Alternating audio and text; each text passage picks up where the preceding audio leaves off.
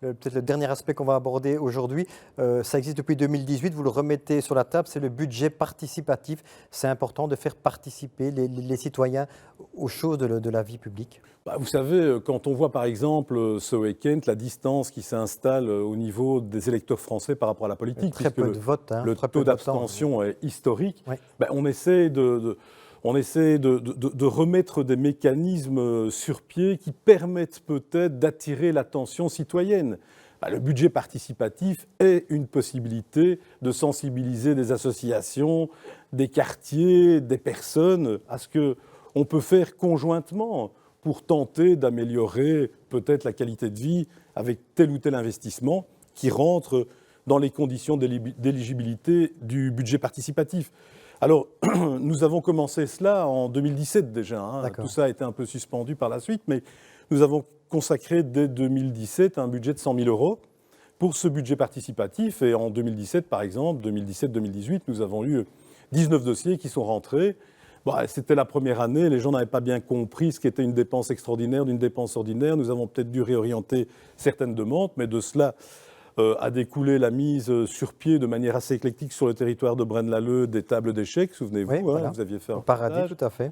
Notamment au Paradis, mais ailleurs aussi. Oui. Ça s'est fait de manière sporadique et éclectique un peu partout. Et puis alors, également d'autres projets, comme par exemple des bornes de dépannage vélo. C'était le GRAC qui avait demandé et porté ce dossier à nos côtés. Nous l'avons financé et nous l'avons fait en partenariat avec le GRAC.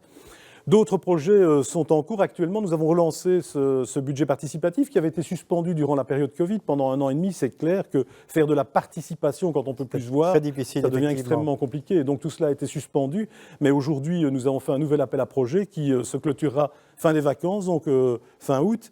Et donc, il y a déjà des projets qui rentrent, on pourra réexaminer tout cela et faire ça de manière participée pour tenter de donner l'envie aux citoyens de regarder un peu ce que fait sa commune, parce que chaque fois que le citoyen regarde ce que fait sa commune, et plus particulièrement la commune de Braine-l'Alleud, je crois qu'il est convaincu que nous réunissons nos meilleurs efforts pour essayer de faire les choses du mieux qu'on peut. C'est la raison d'ailleurs pour laquelle, dans les prochaines semaines, dans les prochains mois, nous allons mettre également ce que j'ai appelé la transparence active, c'est-à-dire inviter les gens à discuter de nos projets à livre ouvert à l'administration pour leur dire que Braine-l'Alleud n'a rien à cacher, que nous voulons que le citoyen participe de manière, je dirais, documentée et en toute intelligence pour que nous portions au mieux la ville. En tout cas, c'est mon plus bel espoir. Voilà, bien, ce sera la conclusion. Merci, Vincent Scourneau, d'être venu sur ce plateau. Et c'est vous qui concluez la saison de votre commune. Et vous, on se retrouve bien sûr à la rentrée. Merci de nous avoir suivis tout au long de cette année. Bonne soirée, à bientôt. Au revoir.